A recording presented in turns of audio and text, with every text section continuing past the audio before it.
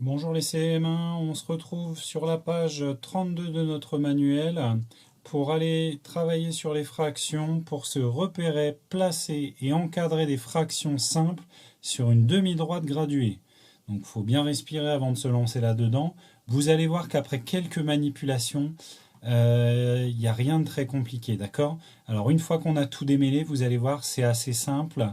Par contre, c'est sûr que la mise en route, elle n'est pas forcément facile.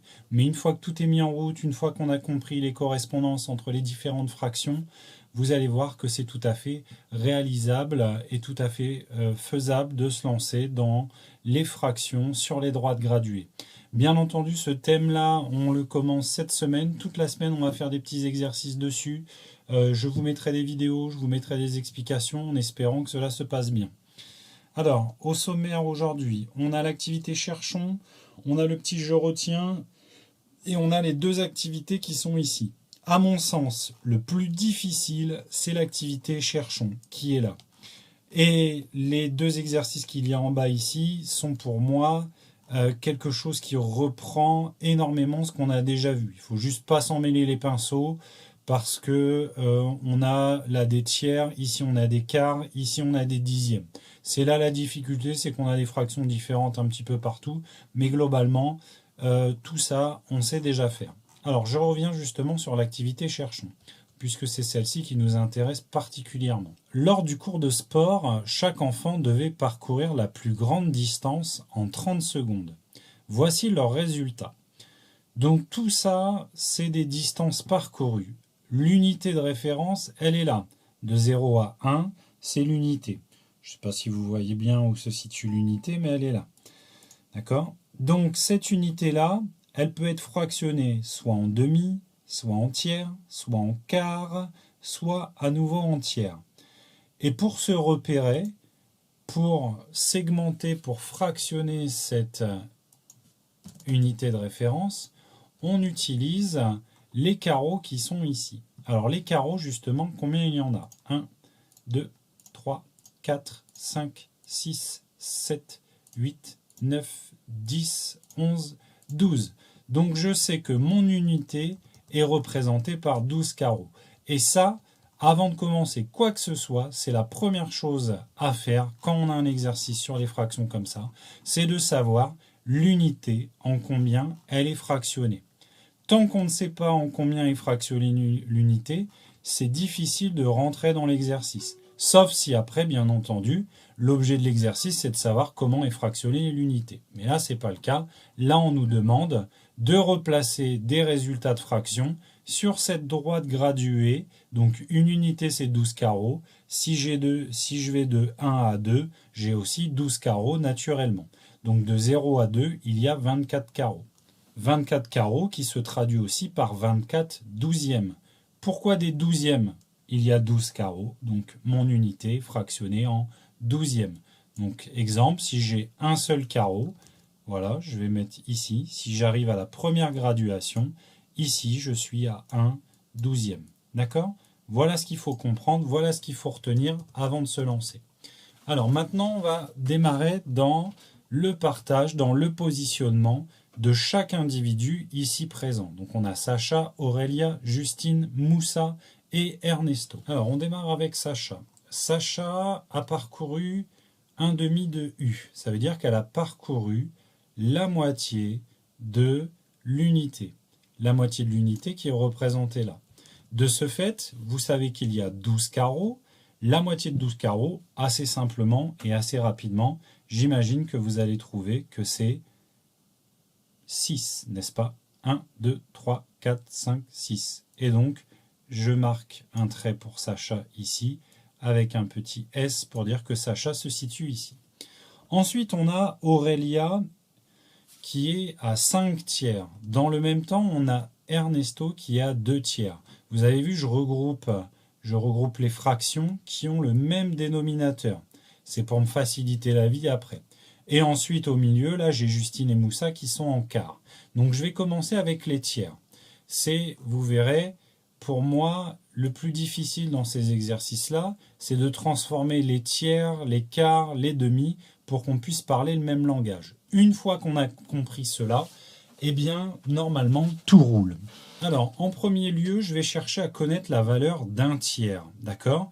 Tout à l'heure, j'ai trouvé la valeur d'un demi, la moitié de 12, c'est 6, tout va bien. Maintenant, il faut que je cherche la valeur d'un tiers. Un tiers de 12. Alors, un tiers de 12, comme ça vous parle peut-être pas. Il faut bien se rendre compte que les fractions, c'est une fraction de quelque chose. Alors justement, si on fractionne 12 en 3, on cherche à savoir justement, dans 12, combien il y a de fois 3. Et là, normalement, dans les têtes, on a la table de 3 qui se met en route, et on doit trouver que 1 tiers, c'est 4. 1 tiers de 12, c'est 4. Pourquoi? Parce que 4 fois 3, ça fait 12. Donc voilà, moi là, c'est ce que je vais trouver, je vais le vérifier. Je me change de couleur et je le vérifie en image. Donc j'ai dit 3 fois 4, 12. Donc je fais des paquets de 4. 1, 2, 3, 4. Ok, je fais un trait ici, j'ai un tiers.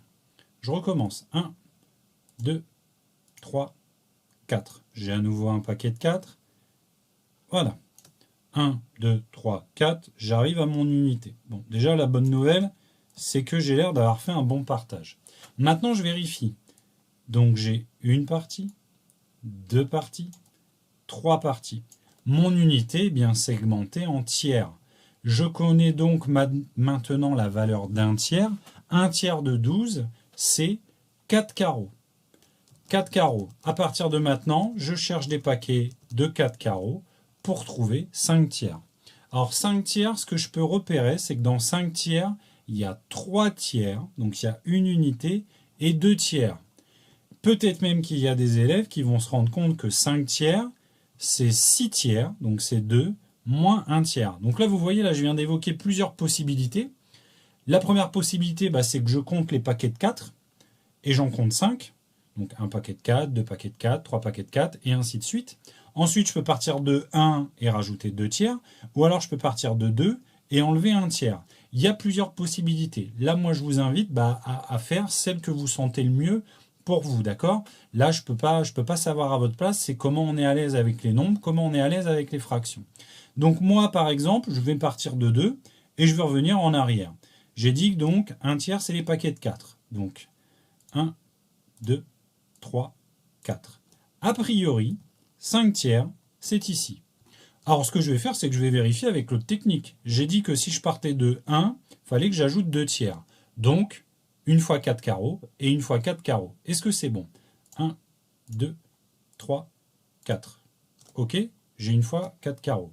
Et 1, 2, 3, 4.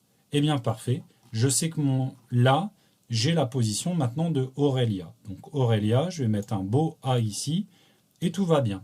Alors, maintenant que je connais la valeur de 2 tiers, Ernesto, il est facile à placer, puisque j'ai juste à partir de 1 et à reculer de 4, ou alors je pars de 0, et je fais une fois 4 et une deuxième fois 4. En fait, je fais un premier tiers, un deuxième tiers. Et en fait, tout à l'heure, je l'avais déjà dessiné. Alors Ernesto, je te fais reculer, je pars de 1 et j'enlève un tiers. 1, 2, 3, 4. Eh bien Ernesto, lui, est arrivé... Oh mince, Ernesto, lui, est arrivé à cet endroit-là. Voilà, je mets Ernesto ici. Il nous reste maintenant Justine et Moussa à placer. Donc Justine et Moussa, eux, il faut que je détermine la valeur du quart. Alors l'avantage, c'est que là, quand j'aurai déterminé la valeur du quart de 12, eh bien j'aurai trouvé la position de Moussa. Assez simplement, puisqu'il a fait un quart. Justine, elle a fait 3 quarts de la distance. 3 quarts de U, pardon. Parce que 3 quarts de la distance, ça ne veut rien dire, puisqu'on ne connaît pas la distance complète. Donc, on cherche à déterminer la valeur du quart. Auparavant, on a cherché la valeur du tiers. Je vous ai dit, dans 12, il y a combien de fois 3? Maintenant, je vous laisse chercher. Pour déterminer la valeur du quart, on va chercher dans 12, il y a combien de fois 4? Dans 12, il y a combien de fois 4? Eh bien, c'est l'inverse de ce qu'on a trouvé pour le tiers. Dans 12, il y a 3 fois 4. Donc, je vais faire cette fois des paquets de 3. Je vérifie. 1, 2, 3. J'ai un quart. 1, 2, 3. J'ai un autre quart. D'accord? Je mets un petit trait là. 1, 2, 3. Un autre quart. Et enfin, 1, 2, 3, un autre quart. Est-ce que mon unité est partagée en 4? 1, 2, 3, 4. a priori, mon unité est parfaitement partagée en 4. Donc je sais que Moussa se situe ici, d'accord? Il a fait 1/4 de la distance. Et je sais que mon quart, maintenant, il vaut 3/12. Alors, il y a un rapport entre les nombres, hein, mathématiquement, il y a un rapport entre les nombres. Hein. Mais là, nous, on procède déjà comme ça. Ensuite, il faut que je détermine Justine, qui est à 3/4. 3/4, 1/4. 2/4, c'était ici, donc 3/4, j'arrive exactement là. À partir de là, je suis tout à fait capable de répondre à la question ci-dessous qui est là, qui sera en premier, deuxième, troisième sur un podium. Donc là, je vous laisse terminer justement cette situation maintenant que vous avez les initiales de disposer. J'espère que vous avez compris cette situation. Je vous inviterai à regarder, lire le Je retiens. Ça reprend en partie ce qu'on vient de voir, d'accord? Et ça reprend des choses qu'on maîtrise déjà un petit peu. C'est simplement la représentation qui change sur une droite graduée.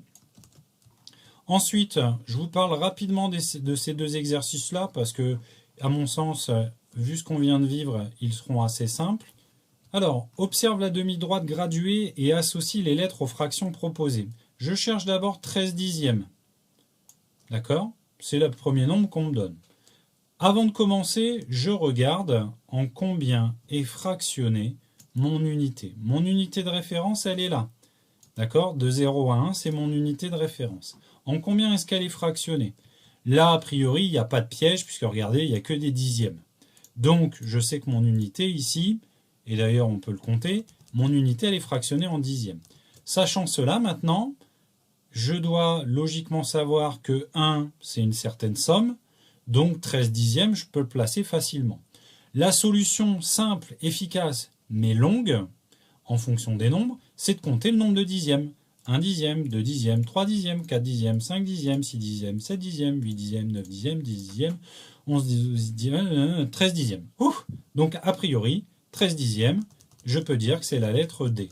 Donc moi là, l'ordinateur, hop, je mets 13/10 ici. Vous, dans la vraie vie, sur votre cahier, vous mettriez 13/10 égale D. D'accord? Ou D égale 13/10. Peu importe. Donc voilà pour cette explication. Ça, c'est le premier exercice. Le deuxième exercice, c'est la même chose à l'envers. On vous donne des lettres, on vous donne une droite graduée. Vous devez dire A, c'est égal à 1/4, 2/4, 3/4, 4/4. Oui, je parle en quart parce que là, j'ai repéré que c'était segmenté en quarts et qu'il y avait 4 parties égales pour mon unité. Vous verrez pour la liste suivante, cette fois, on est en tiers. Donc voilà, j'espère que ces explications vous seront bien utiles pour démarrer cette notion. Sachez que voilà, on va passer un peu de temps là-dessus cette semaine. Et bien écoutez, bon courage et puis j'attends vos corrections avec impatience. Allez, à bientôt.